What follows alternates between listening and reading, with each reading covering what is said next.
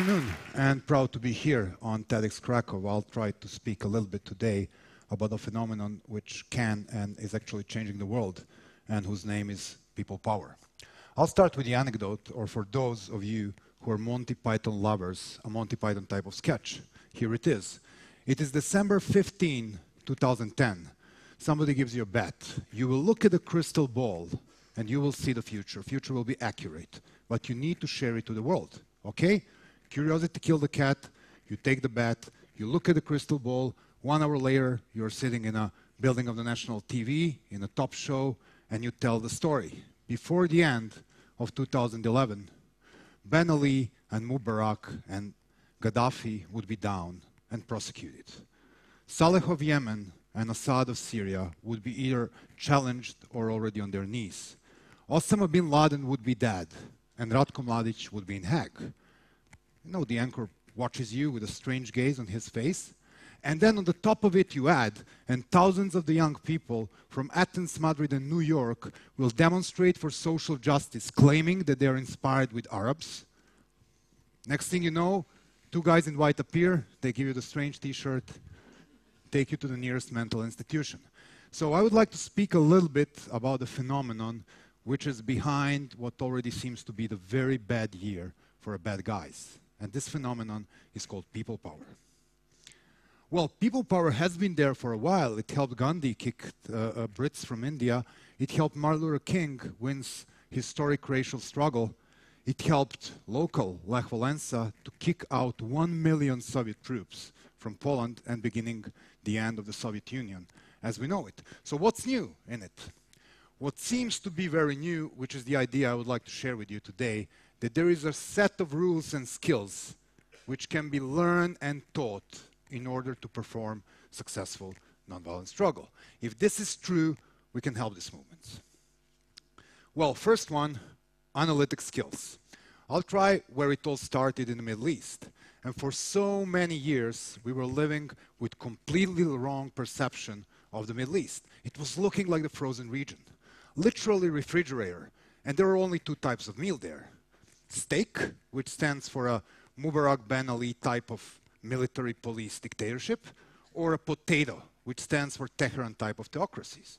And everybody was amazed when the refrigerator opened and millions of young, mainly secular people step out to do the change. Guess what?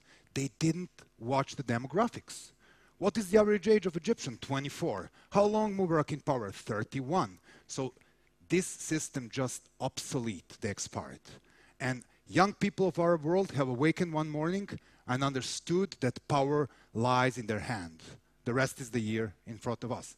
And guess what?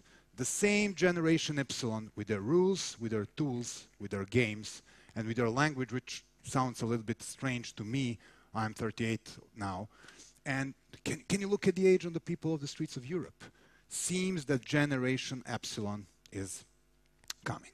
Now, let me set another example. I'm meeting different people throughout the world, and they're, academics and professors and doctors, and they will always talk conditions.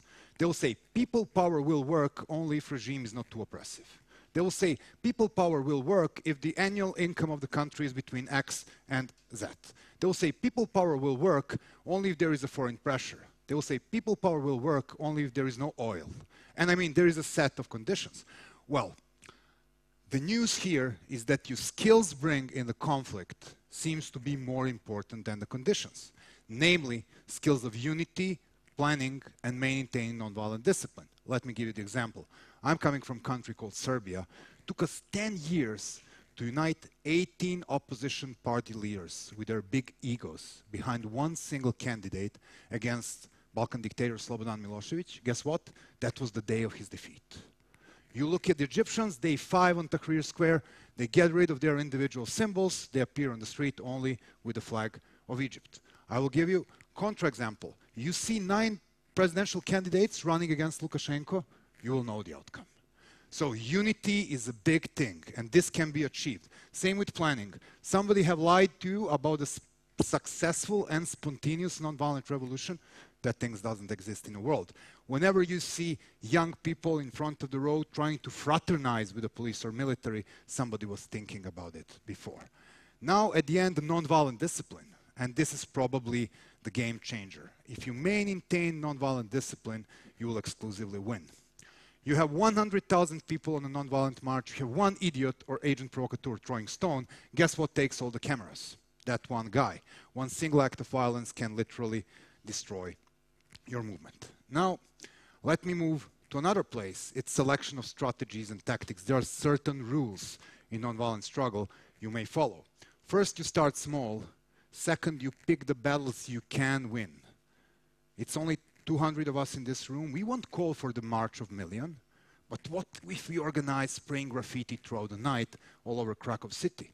The city will know. So we pick the tactics which accommodates to the event, especially this thing we call the small tactics of dispersion. They're very useful in a violent oppression.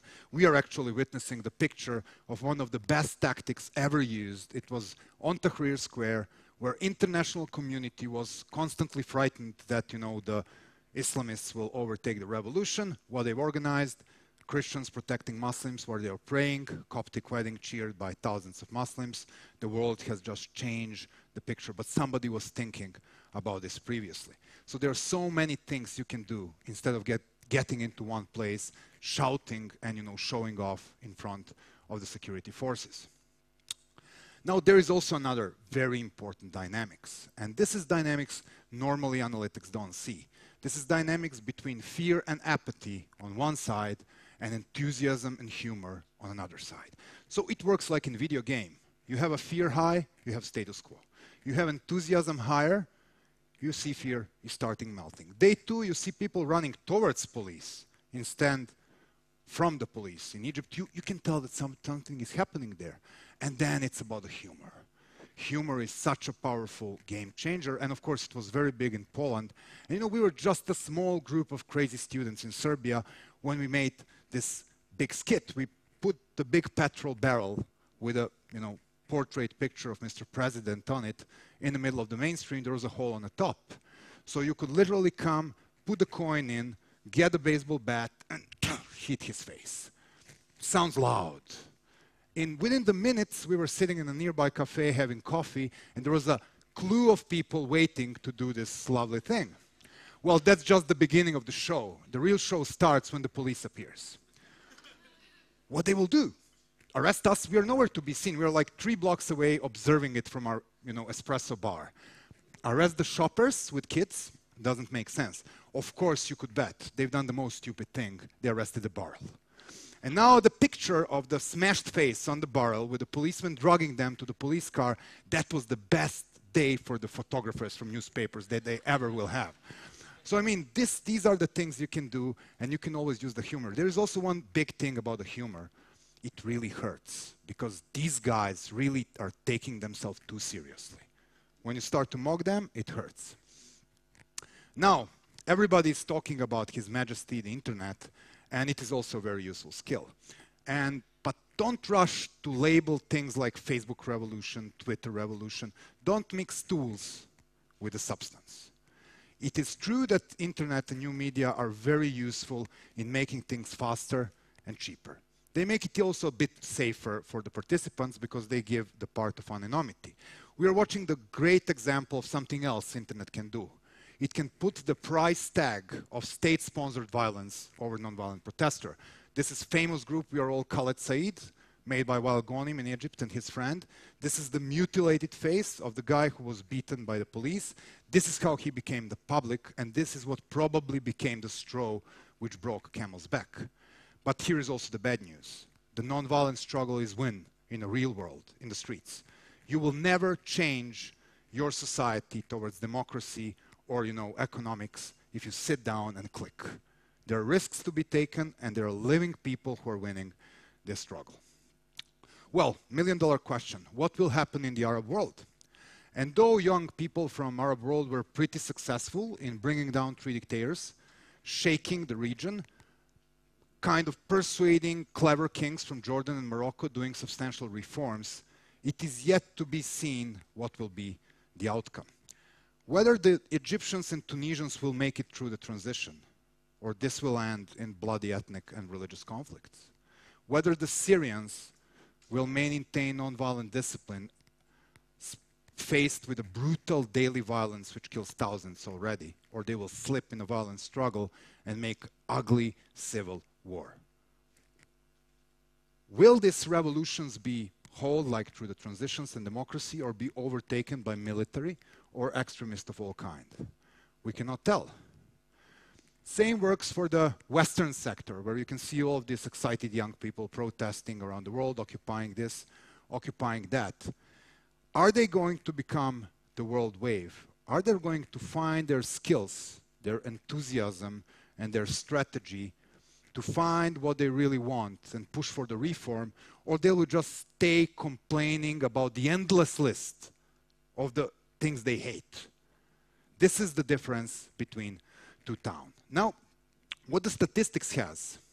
My friend's book, Maria Stefan's book, talks a lot about the violent and nonviolent struggle, and there are some shocking data. If you look at the last 35 years and different social transitions from dictatorship to democracy, you will see that out of 67 different cases, in 50 of these cases it was nonviolent struggle which was the key power.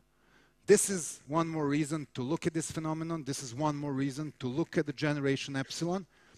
Enough for me to give them credits and hope that they will find their skills and their courage to use the nonviolent struggle and thus fix at least the part of the mess our generation is making in this world.